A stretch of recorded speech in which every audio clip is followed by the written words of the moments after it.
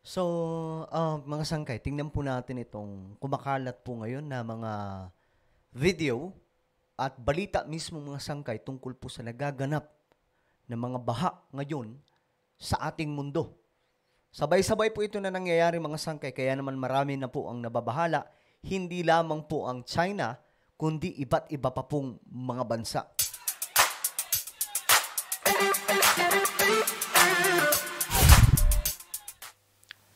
Hello, what's up mga sangkay? This is me. I am back.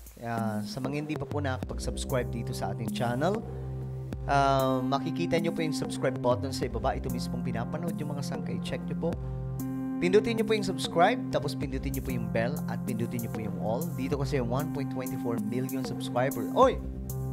Good news. Hindi na po tayo 1.24. 1.25 million subscribers na po tayo. So, umangat po tayo ngayon. Ngayon ko lang napansin. Kasi kadalasan nababanggit natin 1.24. So, umangat na naman po tayo mga sangkay. Marami po tayo ng parami. Kaya ano pang hinintay mo? I-subscribe nyo na. So, congratulations po sa ating lahat. 1.25 million subscribers na po tayo. Sa mga nanonood sa Facebook, i-follow nyo po yung ating Facebook page at ito may papagawa lamang po ako sa inyo saglit. Habang kayo ay nanonood sa Facebook, i-check nyo po sa itaas ng video na to. Ito mismong pinapanood yung mga sangkay. Kagaya ng nakikita nyo sa screen, may makikita po kayong tatlong tuldok sa itaas ng video na to. Check nyo po sa inyong mga cellphone. Andyan po yan. Kung nakita nyo na yung tatlong tuldok, pindutin nyo po yan. Pag pinindot nyo na po yung tatlong tuldok, may lalabas po dyan na show more. Ayan, show more. Then pindutin nyo po yung show more. Kagaya ng nakikita nyo sa screen. Ayan lang, mga sangkay. Napakadali. Ay, nako, mga ba, anong nangyayari sa ating planeta mga sangkay? Grabe po itong nagaganap, no? Ito kasi, ayan po, rivers in Spain. Flood, baga, ito po, parts of Assam, Bangladesh, and Nepal are in the grip of severe flooding, hitting farmland, at marami pa pong ibang mga sangkay. Well, tignan po natin ito kasi marami na po ang tinatamaan nito ngayon. While India's northeast has been swamped... Wait lang, tanggalin lamang po natin ito mga sangkay. Okay. So, dito, kung papansinin po natin, ito po, nakita ko po itong mga video mula po sa Instagram ito mga sangkay, Climate World 2024. Nilalabas niya po dito yung situation ng ating planeta mga sangkay. At dito, makikita nyo po mga baha sa iba't ibang lugar. Kagaya po ng Malaysia, Switzerland, Italy, India, China, Mexico, at marami pa pong iba. Ayan, mga sangkay, sabay-sabay po yan. 2024. Ngayong June, nagaganap. And until now, mga sangkay, July, same situation. Nagaganap po yung mga matitinding pagbaha. So, nakaka-alarma lang mga sangkay kung titingnan, no? So, balikan po natin itong balita. Northeast has been swamped by severe floods, but flooding is not just restricted to India. In downstream Bangladesh, it caused widespread damage and affected millions too. So, sa South Asia ito, ha? Sa South Asia, nagaganap po yung mga malalakas na pagbaha. Nepal hasn't been spared either. There's a common thread: rivers and river systems overflowing amid fierce monsoon rains. Pati yung rivers or flood system, ito yan, mga sangkay na nasira na po dahil sa matitinding pagbaha. And disaster management agencies say floods have affected more than 2 million people in the region. Okay, ngayon, tingnan po natin. 2024, ito po yung ganap. Ayan, makikita nyo po mga sangkay, iba't ibang mga bansa to. Kazakhstan, Brazil, Chile, Switzerland, USA. This is the situation. Ito, Mexico, Japan, at marami pa pong 2024. Dominican Republic, China, Algeria, Germany.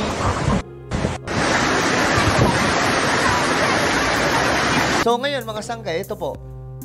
Sabi ng post niya dito, catastrophic changes are happening on Earth right now.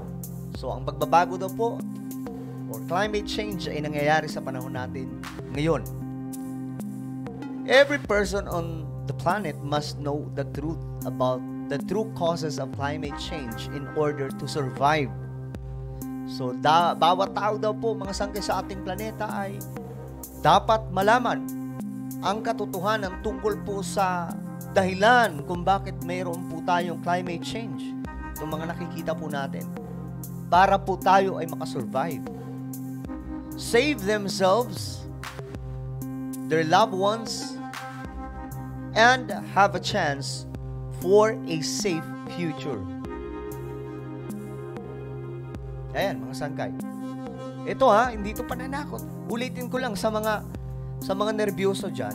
Hanap kayo ng ibang channel muna. Doon muna kayo manood. Kasi dito, medyo medyo nakakakaba itong video natin ngayon. Kasi ito mismo ay nagaganap ng sabay-sabay sa ating planeta. And this is the reality that we have to be ready, no? Kasi ang Pilipinas, mga sangkay, sabi po ng update ng mga expert pagdating po sa weather, may paparating po na La Nina. So sila, nauna na po, mga sangkay, tingnan nyo po. Ngayon, balikan po natin itong balita tungkol po dito sa South Asia. Yes po.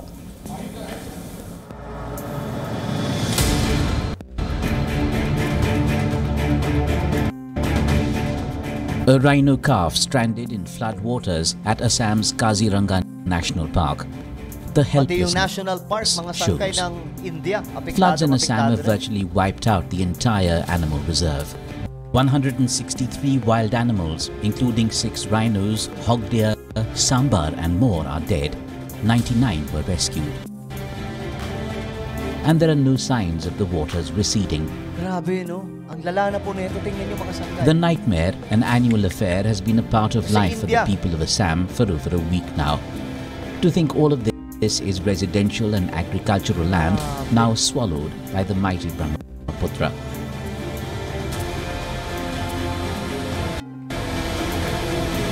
And the numbers are grim. 68,000 hectares of farmland are underwater. 2.2 million people are affected. The death toll as Oh my. of Thursday stood at 86. Oh. 86 na po ang pumanaw, mga sangkay, dahil po dito. Ngayon, mga sangkay, tayo mga Pilipino, masyado tayong pabaya pa naman pagdating sa ating kalikasan. Now, it's time na tayo mismo magkaroon po ng pagmamahal sa ating kalikasan. Tingnan nyo ang nangyayari sa kanila dahil po sa climate change.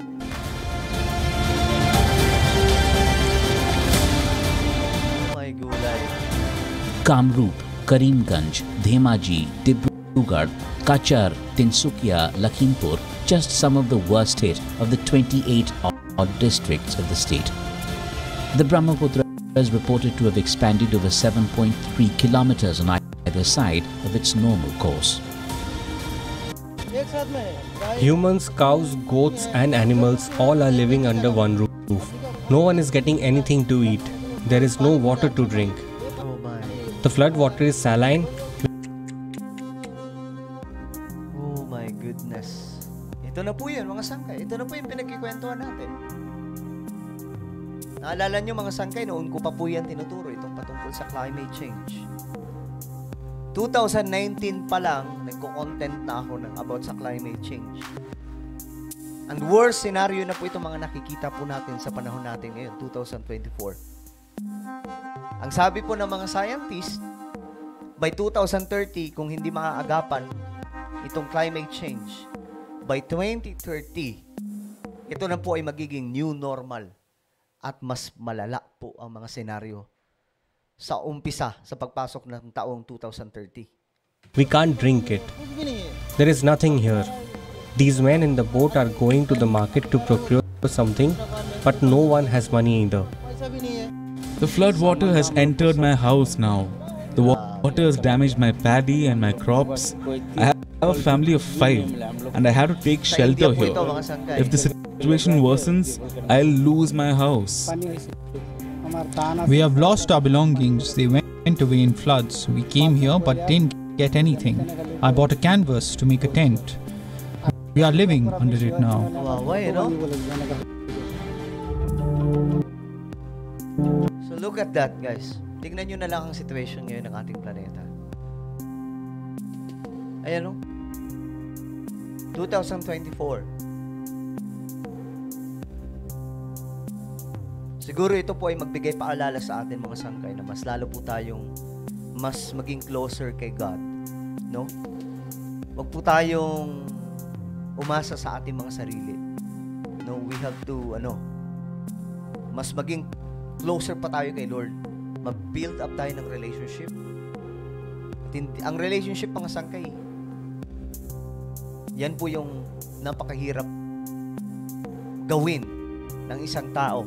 Kasi marami po mga tao ang nagsisimba, pero wala po talagang closer relationship with God.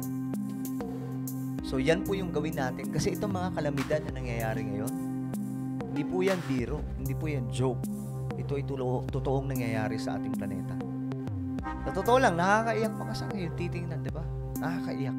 Ito na po yung ating mundo ngayon, itong paraiso natin. Tingnan nyo na mga sangkay ang nangyayari. So ano po ang inyong komento? Just comment down below. Ang sakit makita, no? Yung planeta natin, ganyan na.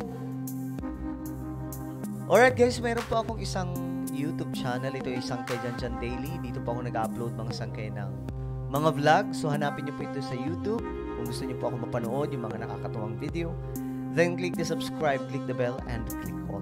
Okay, ako na po ay magpapaalam. Mag-ingat pong lahat. God bless everyone.